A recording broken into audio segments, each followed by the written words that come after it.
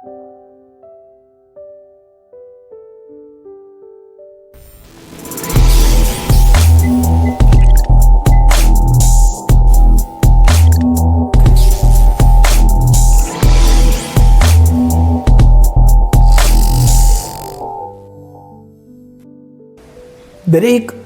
ઘટનાની પાછળ આપણી જિંદગીની અંદર કોઈ પણ જાતની ઘટનાઓ ઘટતી હોય એની પાછળનું કારણ જાણવું ને એ આપણી મૂળભૂત વૃત્તિ છે.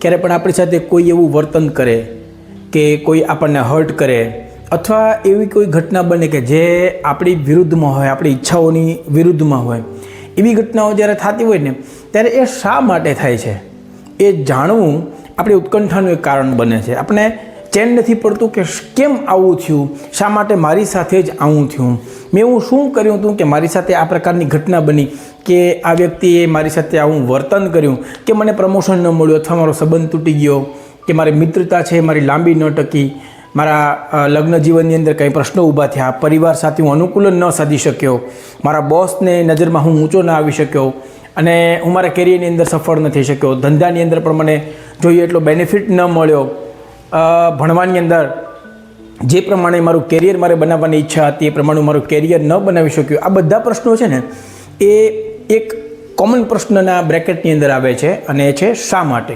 શું કામ, કેમ. અને આ જે આખું છે ને એ આપણી એક મેન્ટાલિટી જે ડ્રાફ્ટ થાય છે એ મેન્ટાલિટીનું મૂળ રીઝન છે શા માટે આ શબ્દો. યસ દોસ્તો, ડિપ્રેશનની સિરીઝના આ વિડીયોની અંદર આપણે વાત કરવાના છીએ રીઝન વિશે. That is R. ડિપ્રેશનના સ્પેલિંગની અંદર જે આર આલ્ફાબેટ છે એના વિશે આજે આપણે વાત કરવાના છીએ. દુનિયાની અંદર બધી ઘટનાઓ એક પછી એક એની નિયતિ મુજબ, નિયતક્રમ મુજબ ઘટતી જ જતી હોય છે. આપણે એવો પ્રયત્ન કરીએ છીએ કે એ બધી જે કોઈ પણ હેપનિંગ્સ થાય છે એ બધી આપણી ઈચ્છા મુજબ થવી જોઈએ. જે પ્રમાણે આપણે પ્લાન કર્યું છે, જે પ્રમાણે આપણે વિચાર્યું છે, જે આપણી એક્સપેક્ટેશન્સ છે એ મુજબ જ બધી ક્રિયાઓ છે એક પછી એક ગોઠવાતી જવી જોઈએ અને જેમ આપણે ઈચ્છીએ એ જ રીતે આપણી લાઈફ ચાલવી જોઈએ. પણ વાસ્તવમાં હું અને તમે બંને જાણીએ છીએ કે શક્ય નથી. જ્યારે કોઈ ઘટના સારી બને ત્યારે આપણે એની પાછળ કારણ જોવા માટે નથી જતા, પણ જ્યારે કોઈ એવી એક ઘટના આપણી સામે આવીને ઊભી રહી જાય, કોઈ એવો સીન આપણી સામે આવીને ભજવાઈ જાય કે જેમાં કાં તો આપણું ખરાબ થતું હોય અથવા તો આપણી ઈચ્છાથી વિરુદ્ધ થતું હોય, આપણે સમજી ન શકીએ કે કેમ આવું થાય છે, ત્યારે આપણે એની જે મૂળ છે એની અંદરનું કારણ જાણવા માટે મથીએ છીએ.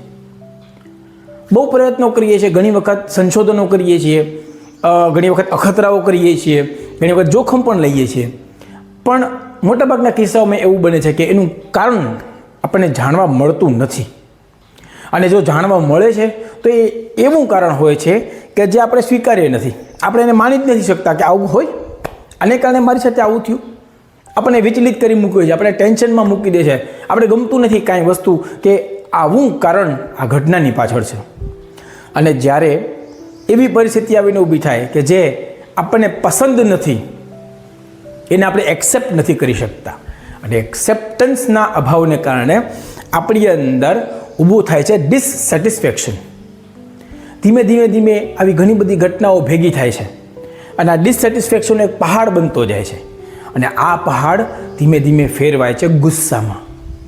પરિસ્થિતિઓ તમારે કાબૂમાં નથી, આપણે ધારીએ એને ડ્રાઈવ નથી કરી શકતા, આપણે સમજી પણ નથી શકતા અને આપણે એને ટેકલ પણ નથી કરી શકતા.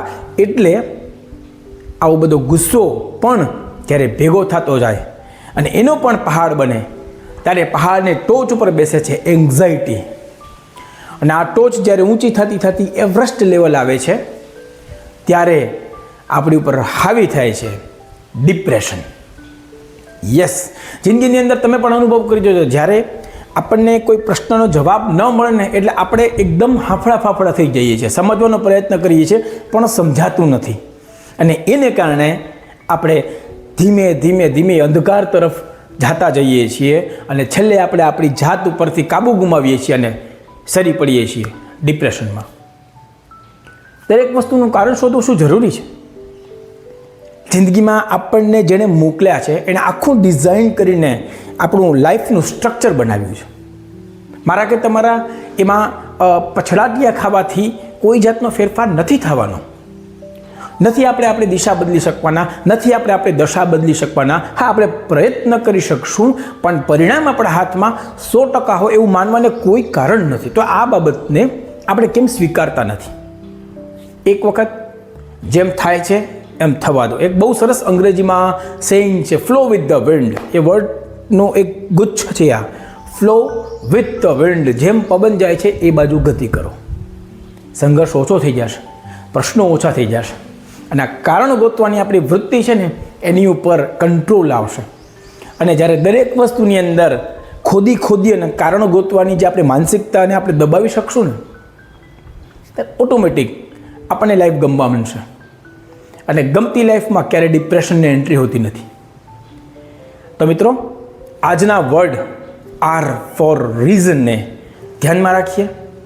દરેક વસ્તુમાં કારણ શોધવાની વૃત્તિને આપણે ઓછી કરીએ, પ્રયત્ન કરીએ કે જે છે એને આપણે સ્વીકારીએ, બદલવા માટે પ્રયત્ન કરીએ, પણ બદલશે જ એવો વિશ્વાસ રાખી પોતાની જાતને પ્રેશરમાં ન મૂકીએ.